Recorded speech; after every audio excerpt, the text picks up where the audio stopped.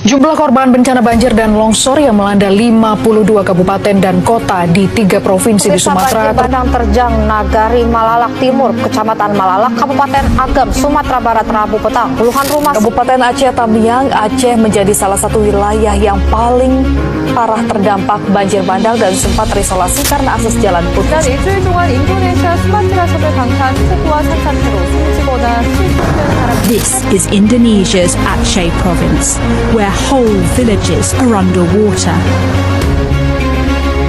Bayangkan dalam semalam kehidupan kalian berubah total.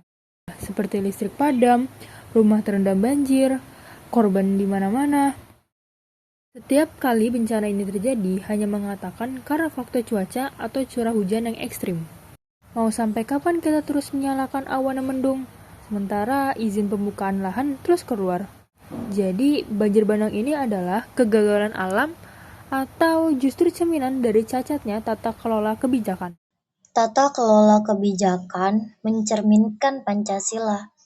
Dasar negara tersebut bukan hanya hasil pemikiran satu orang atau ideologi yang didasari oleh teori politik, tapi merupakan hasil budaya bangsa dan tata kelola yang Pancasialis menempatkan keselamatan rakyat sebagai hukum tertinggi.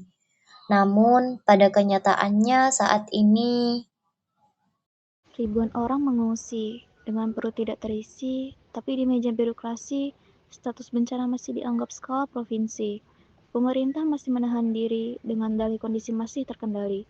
Bukankah kemanusiaan yang adil dan beradab menuntut kita untuk menempatkan nyawa manusia di atas segala prosedur administrasi? Bukankah keadilan sosial berarti setiap warga berhak mendapatkan perhatian yang sama besar dari negara ini? Bagaimana mungkin persatuan akan tetap berdiri jika saat rakyat berkontribusi, para pembuat kebijakan justru menciptakan narasi yang memicu antipati? Padahal kenyataannya, angka 10 miliar dari rakyat terasa lebih nyata daripada triliunan yang hanya nampak pada lembaran data.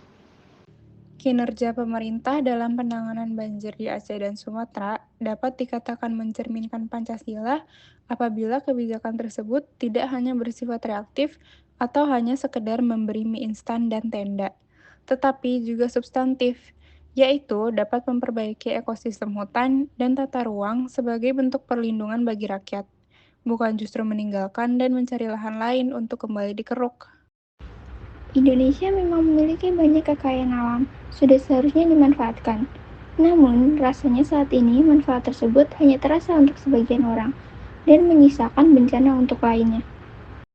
bencana banjir bandang yang terjadi bukan semata-mata kegagalan alam, melainkan mencerminkan dari cacatnya tata kelola kebijakan serta lemahnya komitmen pemerintah dalam menjaga ekosistem.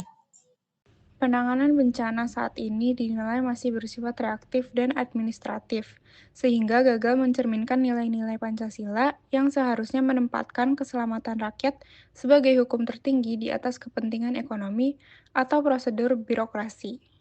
Oleh karena itu, pemerintah disarankan untuk segera beralih dari pola penanganan yang bersifat sementara menuju perbaikan ekosistem hutan dan penataan ruang yang berbasis mitigasi bencana. Dengan mengedepankan keadilan sosial dan kemanusiaan, kebijakan yang diambil harus mampu memastikan bahwa kekayaan alam dikelola untuk kesejahteraan bersama dan pelestarian lingkungan, bukan sekedar memberikan solusi instan yang meninggalkan beban bencana bagi rakyat di masa depan.